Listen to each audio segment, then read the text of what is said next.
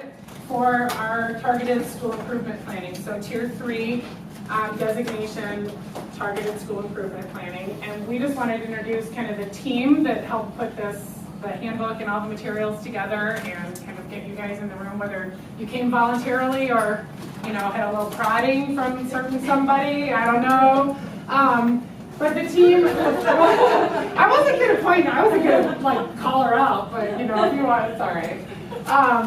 So we had teams, this was a collaborative effort between all of the ISCs, so North Cook, South Cook, and West 40. So we had Diane Betts from North Cook, and we had Vanessa Kinder from South Cook, and then Kathleen Doyle too. Kathleen Doyle, and then this is Kathy Brodinger Gustafson from here at West 40, and I'm Brooke Wozniak, and Melina Wright, who we all share her lovely talents through all the ISCs. She belongs to everybody, so she's our community partner. So Melina was a big part of the development of this effort. And then also in the room, I just want to let you know we have Susie Dees and Mike Chernyavsky from West 40 as well. So they'll be here too, just kind of assisting and helping out and kind of helping us all through the process. And we're all learning as we go. So one thing we want to make sure that we emphasize as we go is we definitely are looking for this as a pilot. This is our, so we worked on this at North Cook and South Cook Tuesday and Wednesday this week. So we're the third ISC to go through this today or this week. But we're looking for feedback. We already have a lot of things that we've already found that we want to improve on or just change a little bit, and it's all come from feedback from you guys and just going through this presentation a couple of times. So take notes. We are looking for all the feedback you have, good, bad, ugly, whatever you have. At the end, we'll have you guys kind of do a little bit of a plus delta, just what you think went well, what would you change, what are you looking for going forward, those kinds of things. So, hi Kathleen. Speaking of Kathleen Doyle from South Cook, I had to get my right cook. I just said your name like 30 seconds ago. So this is Kathleen Doyle from South Cook. Great entrance. Sorry about that. That's okay. So anyway, so again, being part of a pilot, we know everything's not 100% defined, well-oiled machine that it will be at some point. But so we're looking to you guys to help us as we kind of develop and find things. So that's who we are. So we want to just kind of go around the room real quick and learn about who you guys are, just so that everybody is aware of who's here and who's going to be part of the work. So, Sonia, do you want to start? Good afternoon, everyone. My name is Sonia Swelzing. I'm the principal at Lindop School District 92. We're one school district right out here in Broadview, pre-K through 8. I'm Christine Morales. I am a first grade teacher at Lindop. Diane Schonheiter. I work with the PK program. John Knobe, assistant principal at Lindop.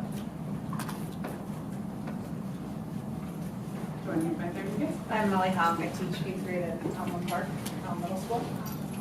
Haley McNichol, 7th and 8th grade special education. Matt Lazzarato, Elmwood Park High School Science Department. Gabe Ostrander, Special Ed Department, Elmwood Park High School. Tam Krupka, ESL teacher at Elmwood Park High School. Kylie Koya, assistant principal, Elmwood Park High School. Ashley Gardnerveld, assistant principal at Elementary Schools. Rebecca Siegel, principal at Elementary School. Hi, Vicki Barrington, early childhood special ed teacher at the ECC. Oh, great. Hi, Megan Johnson, 4th grade teacher at John Mills School. Becky Knauer, special education at John Mills. Lauren Magruder, principal, John Mills. Jamie Ponce, assistant principal at Mills. Barbara Baca, kindergarten teacher, Early Childhood Center. Kevin Temple, principal at South. Laura Drizek, 5th grade teacher at Elmwood Elementary. Stephanie Higgins, assistant principal at Elementary. Lori Prax, I'm instructional specialist for Elmwood. Leah Gochi, director for curriculum and instruction at Elmwood Park. Carrie Smith, I'm the director for student services in Elmwood. Ashley Hack, I'm a special education teacher at Elmwood School. David Bethel, Matt Murder, principal at Elmwood. Perfect, great. And I also want you to know that when, Hey, there you guys. so, It's two other events, that's the graph. That's from Linda. From Linda, wait, from Elmwood. So, when Melina presented us with this opportunity and possibility, actually, you were the first two districts that we thought of that we went, oh, we really feel like from our knowledge of things that you were thinking about and working on, that this would be a nice complement to a lot of your school improvement planning work and would give you some structure for that. And so it was like you were first in our minds. And so it was really cool that this all happened. And so with Elmwood Park and same with Lindop, because we've done a lot of work with both of your school districts, we just sort of had a sense that this would complement some of the things that you were already doing and give you, again, a structure. Before we go, really quick, housekeeping. There is a sign-in sheet that looks like this at every table. So if you guys can make sure, right, sort of like this. Make sure you get your email gets on there so that you are part of the communication between Alina and the team in this whole process. So I believe where did this come from? I took this one. You're welcome. And then, just for those of you who might not be completely familiar, the bathroom is down the hall and to the left. There's water out here, there's chocolate on your table, so take it. We didn't really plan a break of any kind, so we're just planning to kind of do the work that we need to do in the next 2 hours, so as needed, just you guys take care of your own personal needs. And just in terms of today, an overview, and you've got this sort of information here, we're planning on doing just a little bit of introduction to the process, sort of a little bit of how it came to be, and just some understanding of how again this will support your conversations about student learning and school improvement. Alina's then also going to share just a little bit, and we found out from doing this in Southwood that you really needed a context of where to put some of the pieces for school improvement, particularly with the new Every Student Succeeds Act, so in terms of ESSA, and how it's a little bit different than No Child Left Behind, just in terms of, it all focuses on student learning, but approaches it maybe from a different level. And so looking at that. We've tried to create a lot of tools.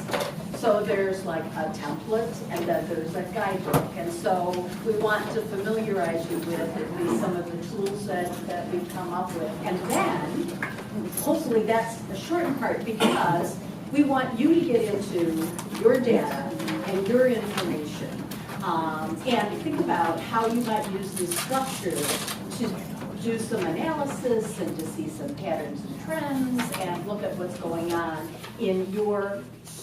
at the Early Childhood Center and at Lindop and at the high school. So you'll have some sense of what's going on. So we've got just some, and we can change these depending upon your response.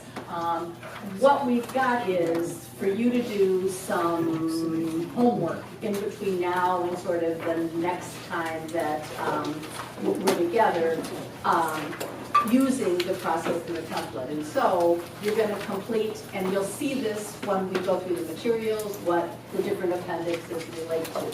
And ultimately, you're going to turn in some of these sections to us here at the ISC so we can review them, support you, and our goal is to be a part of your process.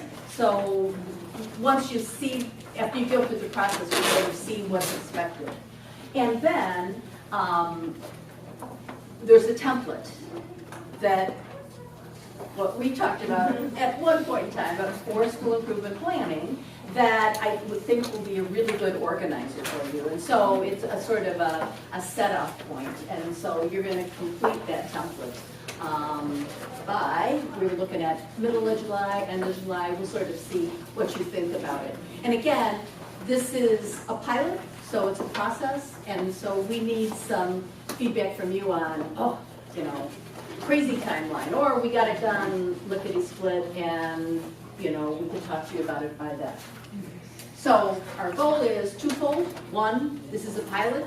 We want your feedback on what's going on, and it sort of is a play within a play, because besides it being a pilot, you get to do some school improvement planning. And so you get to have some wonderful conversations with your colleagues about student learning and what's going on in your schools.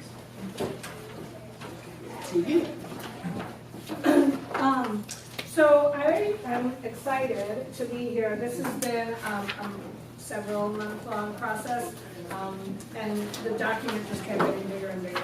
But at some point, you just have to stop and introduce it to folks and get some reactions about where things stand. So before we get into doing an overview of ESSA, I just want to take a minute and have you flip through your notebook. And if you go to the first tab,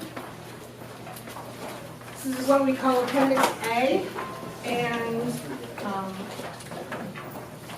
this is the template, the tool that we're crafting to help guide folks through school improvement. I just want you to take a minute and flip through it and see what seems familiar, what seems like, this is not reinventing the wheel. This is trying to be cognizant of work that's already been happening in your schools and districts.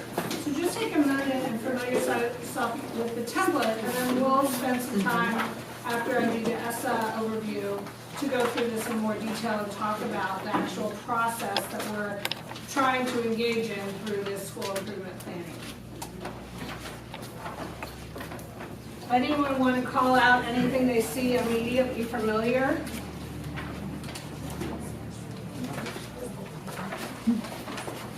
So I would draw your attention to, let's see, page 14 or 13 and 12. SMART goals, right? We've seen these before. So one of the things I just wanted you to have a reaction to right away is that this isn't brand new territory. Some of you may be coming into school improvement and never gone through this process before. Some of you may have done this through the variations that we've had through No Child Left Behind. But there are pieces to this that are familiar, right? So that we're not starting an entirely new process. So let's talk a little bit about ESSA and why we're generating this template in the first place, right? So ESSA has a new accountability system that started from where we were in No Child Left Behind, which was 100% status. Okay, and we wanted to share this information. We didn't do it in the South, and we found that there was a need to kind of set a framework of the accountability structure that we're working in and why schools may or may not get quote-unquote identified. So under No Child Left Behind, it was 100% status is how a school was identified as in need of improvement. Now under ESSA, we have these multiple indicators. So you can see from the screen, we have PARC and DLM.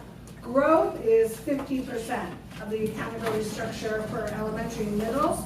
There's a different slide for our high school friends. Similar but different. Shocking. We have EL proficiency that remains true throughout. Chronic absenteeism and climate survey. And so what we have here today is a weird moment in time because designations haven't come out.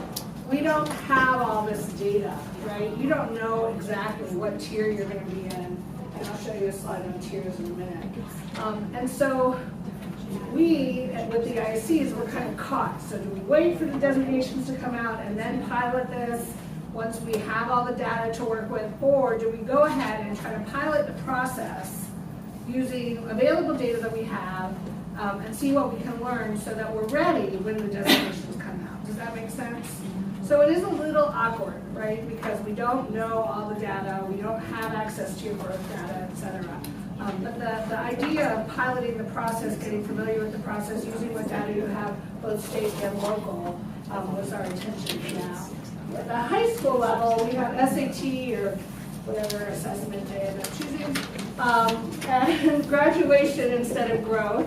Although I would predict in years to come that there will be a growth metrics in the high school. EL proficiency, again, chronic absenteeism, ninth grade on track, which is an additional indicator of data that you may be able to pull from, climate survey, and then our college career ready indicator, if you hadn't heard, is being delayed. It's not quite ready, so they're delaying the implementation of that. And all of this translates into what ISBE is calling tiers. If you're familiar with evidence-based funding, these tiers are inverse, just to make things fun for us. It couldn't be consistent, but anyway, so if you're a tier 1 or a tier 2, you're at the top 10%, or you're a school with no subgroup issues. tier 4 is the bottom 5%. And there's been a lot of attention paid towards tier 4 schools. You may have heard of Illinois Power and the IBAM rubric. We've actually referenced the IBAM rubric several times because that's good evidence-based practice. It's the last tab in your notebook is the IBAM rubric, at least as it stands today. But what very few folks, at least in my circles, were talking about was this tier 3. So ESSA is about equity, and the tier 3 group is really highlighting schools that may have an achievement gap issue with one of their subgroups. And under the statute, a targeted or a tier 3 school, we choose not to use these particular terms. We call them tiers or targeted, so hence the TSIP. Under the statute, a targeted school, again, has a subgroup that's performing below a certain benchmark. We don't know exactly what that benchmark is at this moment in time, but you could probably make some inferences based on your own data and looking at state data where you may have some subgroups that will need additional attention. And once the school is identified as targeted, or in the tier 3 category, what's the big sanction? What's required of them, right? The question I get all the time, choice, SES, all these things that harken back to NCLD. The statute requires those tier 3 schools to create a school improvement plan in consultation with their district that will address the areas of deficiency. So those subgroups that were underperforming, how are we going to write a plan to get those students to performing based on whatever indicator was the area of need? Does that make sense?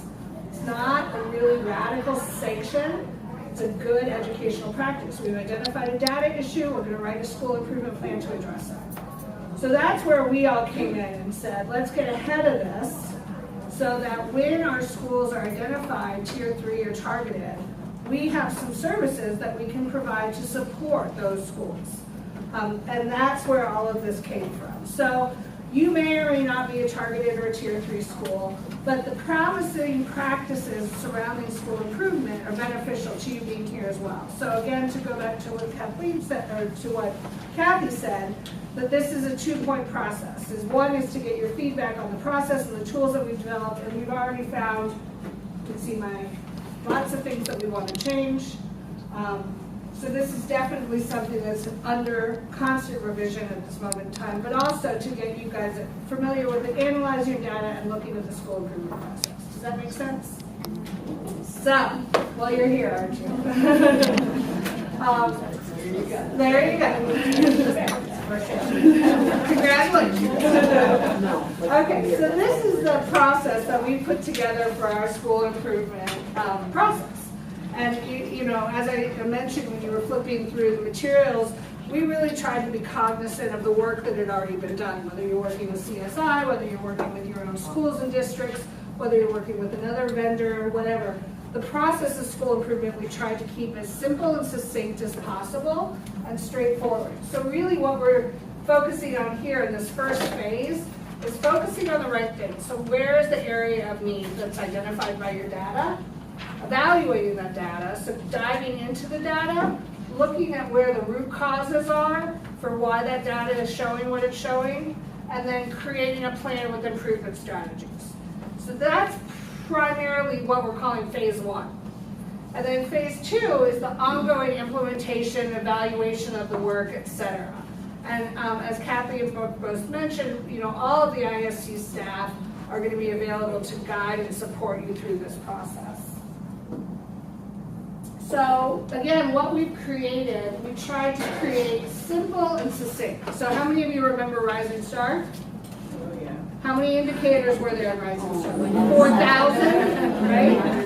So we're not going to go through that glorious process again. Not saying it wasn't effective and helpful, but this is a targeted school improvement plan. It's different than a comprehensive school improvement plan.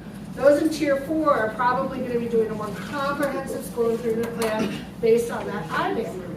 You, Linda, may not need to do a comprehensive plan. You may need a very targeted plan. It really depends on what your data tells you. So we wanted to create a tool that was nimble enough that could be used in an area where there was one subgroup that was showing a need, versus multiple subgroups that was showing a need. Small school, single school district, multi-school districts. We wanted to create something that was nimble enough that we could use it downstate and up north and everywhere. And that was straightforward, right? So it didn't take training after training just to figure out how to do it. And then to guide that work, so we didn't just want to hand you a template and say, go have fun, which we could, which would have been an interesting process of that. We created this handbook so that when you go back to your buildings, you can reference the handbook. If you want to dig into what causes a notable trend, why is a trend notable or not, there's a section on that. Exactly. How do you write SMART goals? There's a section on that. So it's really a resource that goes with the template. And then lastly, we created a checklist. So again, under the statute, the district is responsible for approving, monitoring, and supporting the school's plan. ESSA is very school-based. So it's a school designation, a school-based, but the district's responsibility. So we created just a checklist. It's not a rubric, it's not a must, it's a checklist that even the school could go through and use to check itself. Did I fully complete that section? Did I answer all the questions? But that the district could also use it when they're looking at all your various school improvement plans. And then there's other appendixes that are there just to support you in this process. So now, unless there are questions, comments, anyone wants to leave the room, no, just kidding, close it up. So now what we'd like to do is take you through the school improvement process. And I'm just going to do a little bit of talking to walk you through this, and then really the interesting part is when you get to look at your data, look at the materials yourself, which we're going to save time for. So if you open your material to the template, again in Appendix A, and you'll see on the slide, we have the handbook page reference and the appendix page reference. First, what did I say, slide? I said tab, I meant tab. First tab, Appendix A. And you'll see where the template starts, and we're just going to take a few minutes to walk through that and the additional resources to support your work. Just a little housekeeping note. I asked for everybody's email address because I'm creating little TSIP teams for each area. And what we intend on doing at the beginning of next week is sharing with you a Google file with all of these documents individually available. So if you just wanted to look at Appendix C, you could just pull up Appendix C, and that you can make comments, either hard copy comments and give them to us, or comments directly on an electronic version. There'll be oh, that's cute. Remind me later. There'll be a PowerPoint on there just about ESSA. So if you want to dig deeper into ESSA, there'll be a slideshow in there. There's going to be the participant information for all of the areas, so for South and for North and for West, so you can see who else is participating in the pilot. We're also going to do a Survey Monkey following this to do just gut reactions about what worked, what didn't. And lastly, we'll do a doodle poll, probably 2. I love doodle polls. I use them to plan my social life. It's pretty pathetic. But anyway, so there'll be a doodle poll about when we want to do our follow-up meeting, which will be a group like this again, and then when we want to do our debrief meeting, where we're hoping to get West, South, and North all in one room. We just haven't figured out what space is big enough to do that yet. We may or not be able to do that, to do debriefing on the process. Does that make sense? Okay, great. So in section 1, you're not going to be surprised that we start off the school improvement planning process with your school information, right? So if a stakeholder wanted to see a copy of your school improvement plan, the first thing is to give them a lay of the land. You know, who's in the building, are you school-wide, are you not school-wide, what grades do you serve? So, you know, section 1 and B are pretty self-explanatory. This is why we give it to you as kind of the start for your homework. And then 1C is the context of your school. So Lindop Single School District, what does that mean for you working in the community? If I was in North Chicago, they have a Navy base. What does that mean for that community as they look at their school improvement plan? So this provides you an opportunity to, again, lay the structure that you're working in within your building. Section 2 is a lot of legwork, right? This is when you start to gather the data. And so what you'll see on the slide is some of the various data options that you can pull from. So you can pull from Ed 360, you can pull from your 5 essentials. You obviously have your state and local data to work with, etc. But the idea is to get a real robust combination of data available that you can work with. And so in the manila folders on your tables, I pulled some of the available data that I had access to, which happened to be state data, for the last 3 years. So it's just a starting point for our conversation here today. And then in section 3, so section 1 is your school landscape, section 2 is you're pulling together all the data. Section 3 is a lot of the hard work, which is getting into analyzing the data. And to support you in that process, we've created 2 worksheets, and that's Appendix C and D. So Appendix C looks at your past data, and Appendix D looks at your current data. And if we turn to that, third and fourth tabs, you'll see that there's a chart particular to 3 through 8 buildings, and a chart particular to high school. If we just look at the past data chart, is everybody there?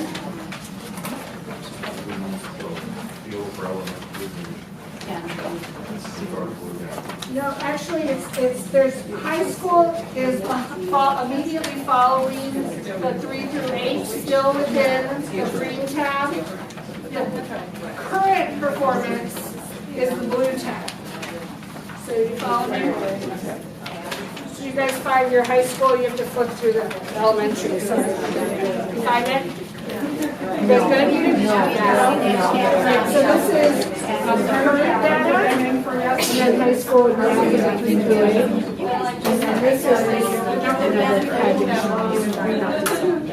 this is your current data. Got it.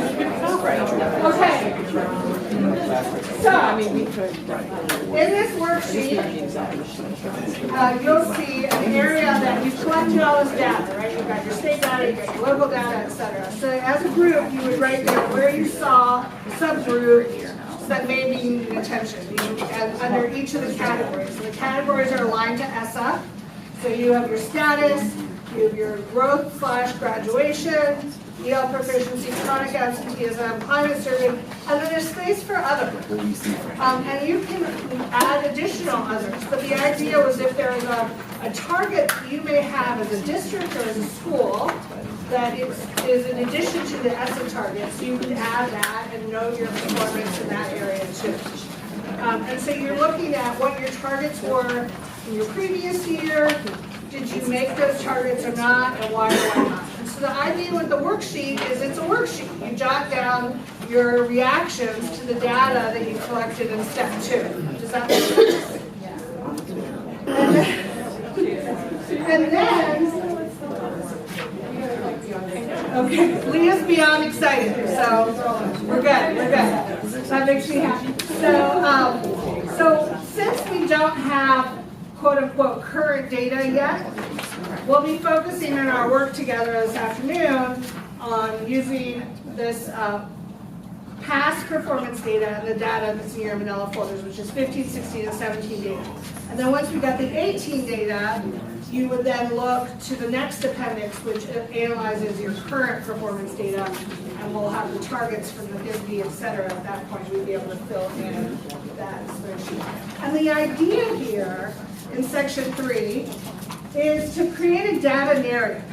So what is your data telling you about what's going on in your buildings? So we'd ask that you go through and do a needs assessment. I'm sorry, not a needs assessment, but I'm going too fast to do my slides. So this is the past past performance, you know what subgroups are the target, where was the target the year before, did you make it or did you not? Once we get next year's data, you'd review current year data, you'd note the trends. So we have 15, 16, 17, now we're adding 18 on there. What are the trends you're seeing? And then one of probably the most challenging parts of this process is going through the root cause analysis. So the first thing we do is note our trends. And we'll show you some examples of what this looks like and how you may have a conversation around it. So in case you weren't sure which way increasing went, I have a nice picture to show you. Thank you very much. So really, in section 3, we're again creating our data narrative. So ultimately, trying to come up with what our root cause is for the data that we collected in step 2, did our worksheets, past performance data, current performance data, noted our trends, and then come up with our root cause. So the problem would not occur had the issue not been present. Problem will reoccur if we don't take a step, and it's also within our control, right? So all of those pieces culminate in your data narrative, which you would write down in section 3 in the template. So you write down the notable trends and the root cause and what that tells you about the data within your school. Are you feeling okay right now? I saw someone say, wow, is this feeling like a lot? Yeah. Just a quick question. I know if you're targeting something that is going to be part of the accountability measure, but you think the root cause might have to do with something that's not in there, for example, a pre-K program, is that okay to kind of go back and examine that and make it a part of your narrative? Absolutely. So one of the things that we're trying to, even as far as yesterday's conversation, we're building in district priorities. So if your district has a priority that you want to pull into the school improvement plan, there's nothing preventing you from pulling that in, and especially if the data helps contribute to it, right? So, I mean, obviously we want to go through the process of looking at your data, noting the trends, and checking the root cause, and you want to go back and check the data to see if it supports that root cause. So for example, let's say you were running a summer school program, and you thought that was the intervention to address problem X, and then you run your data and you note that summer school isn't moving the needle. It's not the root cause. The intervention isn't working. So what other root causes could we identify and contribute different interventions to address that root cause? So for example, let's say we have in our data discovered a subgroup of Caucasian in 3rd grade literacy has not been making performance targets similar to the rest of their peers. So you go into the analysis of what could be that root cause. And there's not a scientific way to do this. It's part of the dialogue. It's why you're here, you have the conversation. Was the 3rd grade teacher new? Well, the other subgroups were having insufficient performances, so that may or may not be the root cause. So you have to dive into the data to figure out where the real root cause lies. So let's continue with our example, 3rd grade ELA, Caucasian subgroups were not performing. We also then discovered that the Hispanic and subgroup was not performing as well. So we have 2 subgroups, both in ELA and both in 3rd grade, that are not making the targets that were identified. So this is something that if you work in grants and all, you're very familiar with. You write a SMART goal. So what's our goal to improve the performance for this subgroup? So we come up with something like using PARC, 3rd grade, ELA, Caucasian and Hispanic subgroups will increase performance by 3% by 2020. So the SMART goal is defined, it's specific, so we've got 3rd grade ELA, we've got our subgroups in there, it's measurable, we're using PARC, 3% increase, achievable, it's not like we're asking them to make 20-point gain. Results focused, so we have an end goal in mind, and time out, 2020. What's really important is we want to make sure that we've got interim benchmarks in there too. So we just don't leave this to 2020 to reevaluate. We're going to check in quarterly, we're going to check in biannually, etc.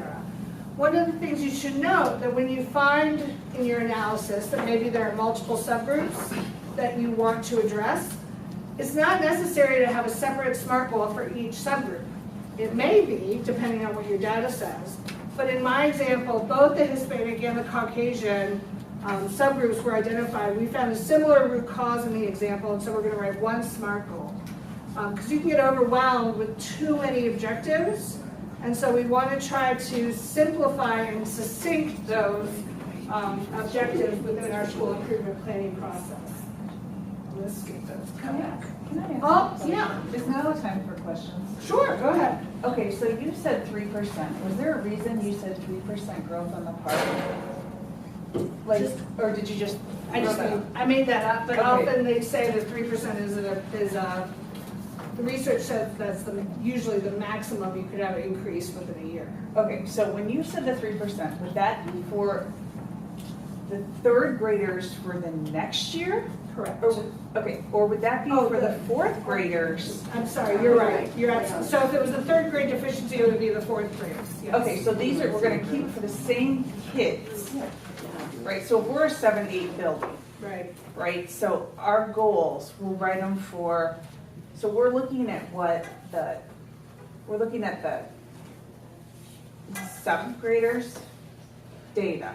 So it's harder in grade buildings because they sometimes have smaller grades that they have the data available, and you may have to reach out to your 6th grade building and your high school building to see where the trends are. But it's not just necessarily about where your kids are moving. If you're looking at more systemic issues that you may, it depends on what the SMART goal is. If the SMART goal is very student specific, and you are looking for the movement from your 3rd grade class to your 4th grade class, yes, the SMART goal would be for 4th grade. If it was more universal, you could perhaps look at the 3rd grade again and see whether the 2nd grade moved to the 3rd grade, even though the 2nd grade's not your building. That makes sense? So what happens if part changes? So, ISBE would say that they are going to ensure that there's comparability between the assessments. Keep in mind, like what the state has done, Okay. since they actually remained as one of the final people part of the consortium, that they basically own all those test items. Like they've already freely admitted that they're come out, whatever we want to call it, the Illinois State Assessment, it's going to basically be the same complexity of part, and so that way they feel fairly confident they would be at least comparable on that data to show there, so there wouldn't be a huge discrepancy with the new tier allocations coming out with the report card. It's a great question, though, and I'm really glad because it's very nuanced. It's an important clarification that if you're working in grade centers, for example, we have the Early Childhood Center here with us today. There's no state data for me to pull. I wasn't, so where do they go to think about school improvement? And it's not that they're not engaged in the school improvement planning. They're part of the team. Of course they're engaged in the school improvement planning. But the data that you may have to pull from may not be your building's data. It may be the elementary school that they're going into. You can see the longevity of the work that's happening in the Early Childhood Center and how it's impacting that 2nd grade, 3rd grade, 4th grade class. It's not always laid out for us, here's the data and here's the root cause and here's the trends and here's the intervention. That's why this is hard work. That's why you get around your peers and challenge you to think outside the box, because sometimes we have an intervention like our summer school intervention that we thought was the answer to move the needle, and then you go back and you look at the data and it's not making the kind of impact that you need, so you have to rethink the process. Do you guys want to add to any of that? Okay, so ultimately, and this is another opportunity for collaboration if you need to think outside of your particular grade spans. What we wanted to do, and someone analogized this is to your one-pager on your school improvement. It probably won't be just one page, but it theoretically could be. And this is the area where we think we're going to make some pretty interesting changes to, adding district goals, et cetera, in here. But the concept is you write your SMART goal. So my fourth grade class is going to move by 3% based on the intervention that we're going to identify. I'll go back to that in a minute. You write the intervention here. This is the timeline, who's responsible, your interim benchmarks, and the resources needed to support them. So the interventions is an interesting part of the conversation, right? So we've created this SMART goal. How do we decide what interventions we want to use to address that goal? So one of the things that we put together is Appendix E, which is what color? Yeah, After the blue. it's the purple. Purplish. Lavender, whatever you want to call it. So in that tab, we've pulled together not an exhaustive list, but a starting place for your conversations about what interventions you may want to consider in addressing the SMART goal that you've identified. The other thing that I would ask you to reference is the IBAM rubric, which is the last tab, so I think it's yellow. And in the IBAM rubric, they have some exemplary practices under the categories that is another resource for you to start thinking, again, outside the box. We've tried this, it's not working based on the data that we've analyzed. What other strategies may we want to consider when addressing the subgroup that we've identified? Does that make sense? So one of the things that we've considered on changing of this is adding a place that you can put the IBAM standards. So we're going to address standard 1A of parent community or standard-based learning for this intervention. We're going to address standard 3C for parent community involvement with this intervention. So that there's an interrelationship between our school improvement planning and the IBM rubric. Does that make sense? So these are some of the great ideas that have been generated in the conversations we've had. I think talking about the grade center conversation is a really good one. There's a section in the handbook that talks about small schools and how to address small schools.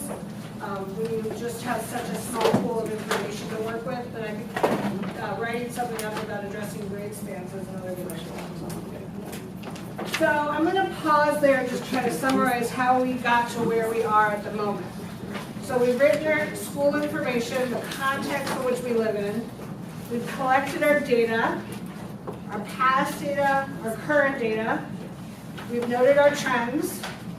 We did the really hard work of some root cause analysis. And you call Brooke and you call Kathy and you call Kathleen and Susie and say, we're struggling with this, we need support, can you come in and help facilitate some root cause analysis with us? It's not an easy process.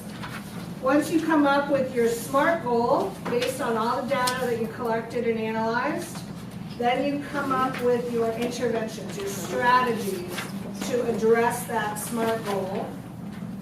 Because that too is something that often folks need support in, we provided some resources for you to reference to get some ideas. So that's where we are in laying out basically the school improvement plan to address, again, that targeted subgroup that was identified by your data. Now we get into the conversation about what sort of ongoing support is required, because the school does not work in isolation, right? The district needs to support the school in implementing whatever plan, action plan they have come up with. So within the template, there's a place for the school to write about the district support. Maybe they're not getting sufficient district support. What does the district support look like? The school needs to consider that they don't work in a vacuum. What are the other schools in their district doing? How can they support each other? What sort of external supports are available? Do you have a strong community base that you can go to? How involved were they in the improvement planning process? So this next section is about your external support. And there's a reference in the handbook on page 15 and 16 about ways to get your community more involved in the school improvement planning process because they are a required stakeholder. Next, as I mentioned earlier, we have to have those interim benchmarks. So what's the plan for the ongoing monitoring? We don't want this to be another school improvement notebook that you're going to go home and put on your shelf, never to be seen again.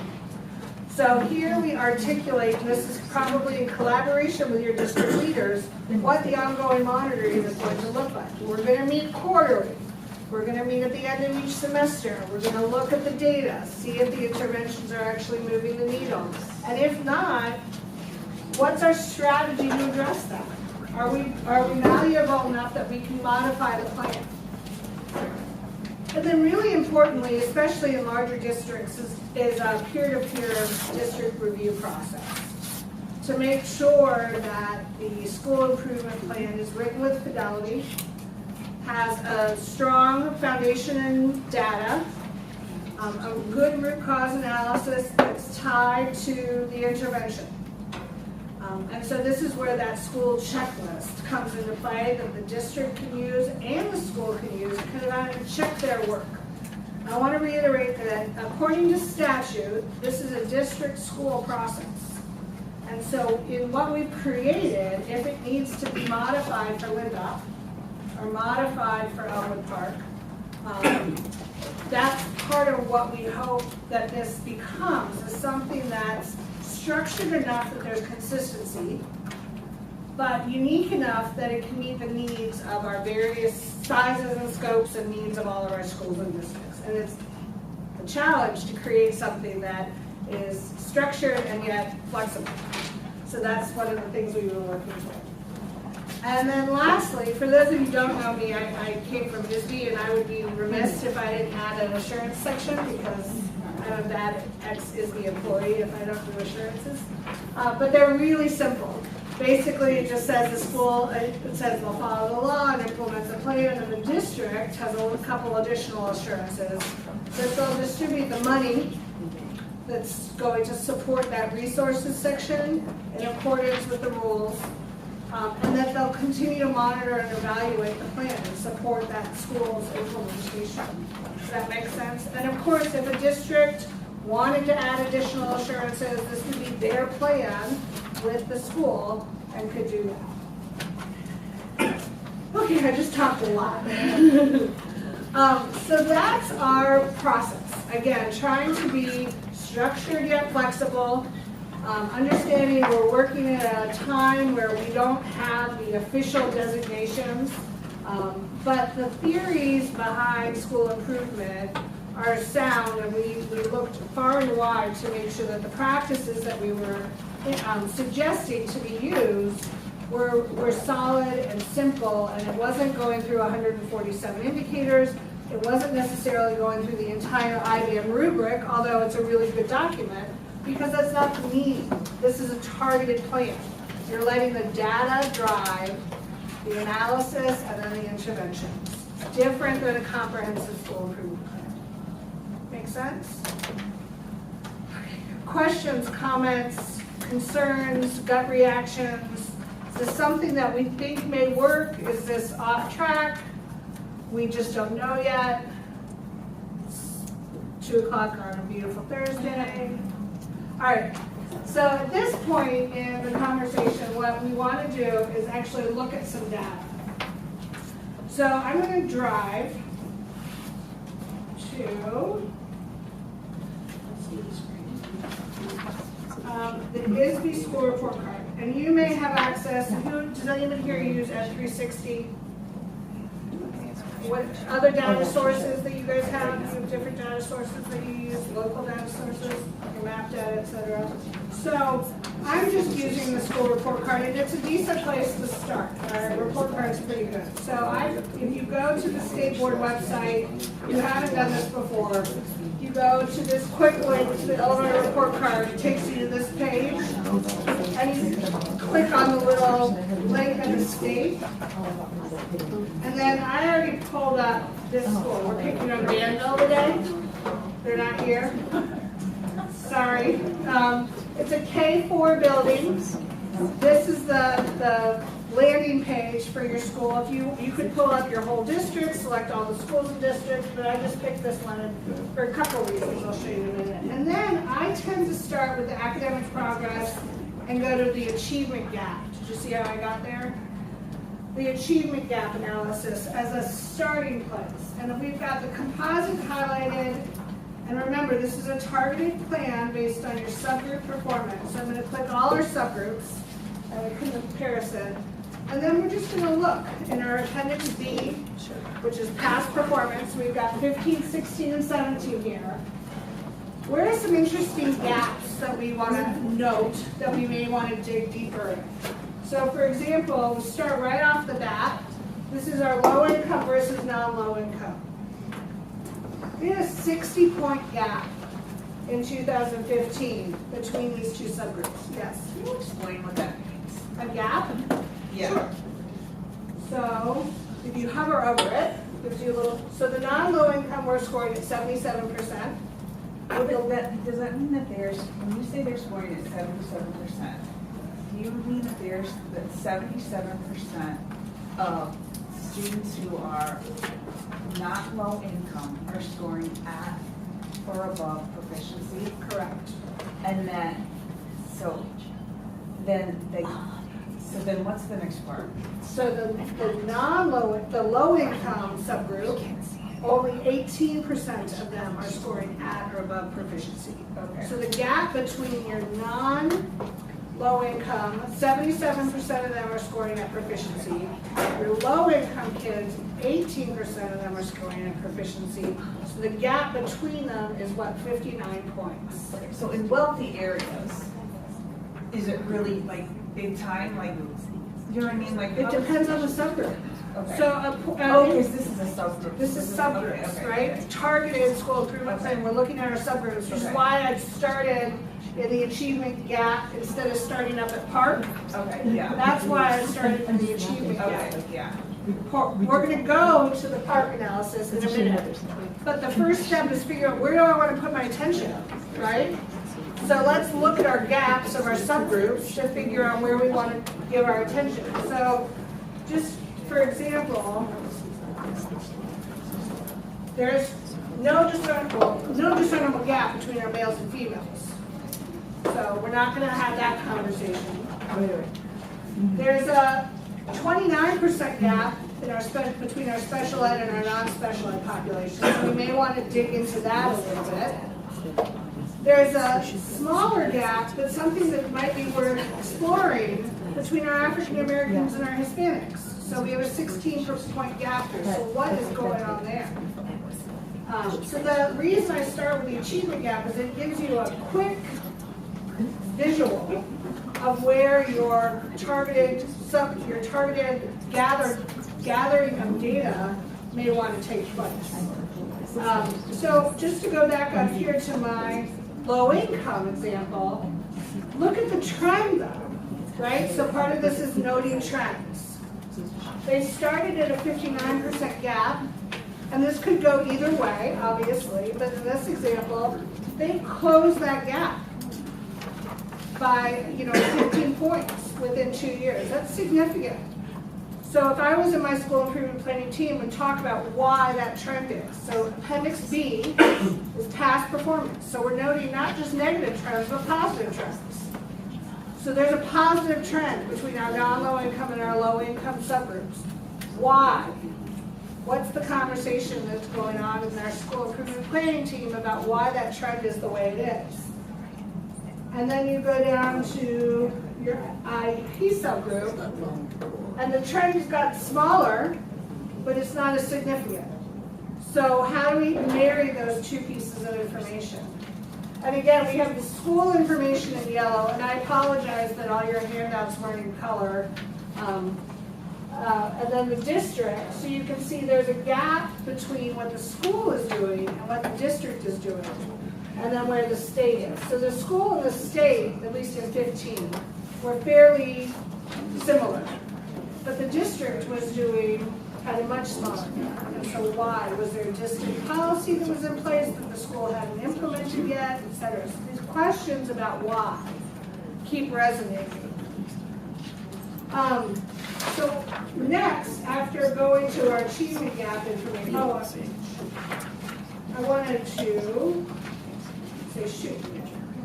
So we were looking at composite data. You can also dive in and see, is there a difference between our ELA data and our math data with our gaps? So just by switching the radio button, you notice the trend continues here for ELA. Less so for math, but it's still there. Follow me? What's the negative? It's a weird way that the state has chosen to visualize the gap, which is why I like to hover over it. It actually gives you a little more information. So again, the non-low income, 76% of them are. Oh, so that's showing the gap. Okay. Correct. 76% are meeting and exceeding. 13% of our low incomes are meeting and exceeding, leaving a gap of negative 63%. But it threw me the first time I looked at it too. I was like, why is everything out negative? But once you hover over it, it gives you a little more data. It's like, okay, I get it. Why they chose to present it that way, I don't know. But so next I would go into our straight park data. Okay, and again, we're just building our gathering of data, having the conversations about, oh, that's interesting. Why did it go this way versus that way? Why is this subgroup and not that subgroup? So again, we've got composite data going on here. And then an interesting option, we go to grades and demographics. So this is a K4 building. I'm looking at my trends. So I'm going to get 3 years of data. And I'm going to get all my grades, because I want to see everything. And I'm going to do all of my subgroups, because I want to demonstrate something. Well, let's get female. There's no gap there. All right, so now we have a different visual of our day. And remember, we were looking at our low-income, non-low-income kids, right? So we're going to scroll down. And I wanted to, if you have more than 20 kids, will account for your accountability determinations. Does that make sense? So these 3 subgroups in this particular school in Danville, Illinois, they did not have 10 American Indian kids sufficient to report. Make sense? So if you don't have 10 kids in that subgroup, it won't be reported. But we were looking at our low income versus our non-low income, right? That's what generated some interest for us looking at those gaps. So here we have the low income and the non-low income. We have the grade summary and the 2 grade spans, and then the 3 years of data. So is there anything in particular that jumps out at you looking, I know this is far away, but looking at this data just from the bars?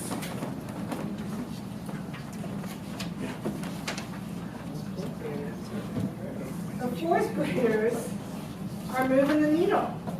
So what's going on in 4th grade? Or what's not going on in 3rd grade? Or what is going on in 3rd grade to move the needle in 4th grade? Right? So then maybe we need to reach out to our 2nd grade building and talk about, they don't have any data, that's a whole other conversation. Let's reach out to our 2nd grade, talk about what practices they have in place that are bringing our kids in 3rd grade, but there's some really incredible stuff happening from 3rd grade to 4th grade. And the conversation is why and how can it be replicated for all of our subgroups of kids, not just certain ones. Does that make sense? So you would have in your manila folder the achievement gap data and some proficiency, the straight park data, and for our friends in high schools, I printed off graduation and SAT data because there's no trend data with SAT since it's brand new. So I printed off what available data we had, and now is the opportunity for you guys to spend some time as a group looking at the data, making note of using Appendix C, which is your past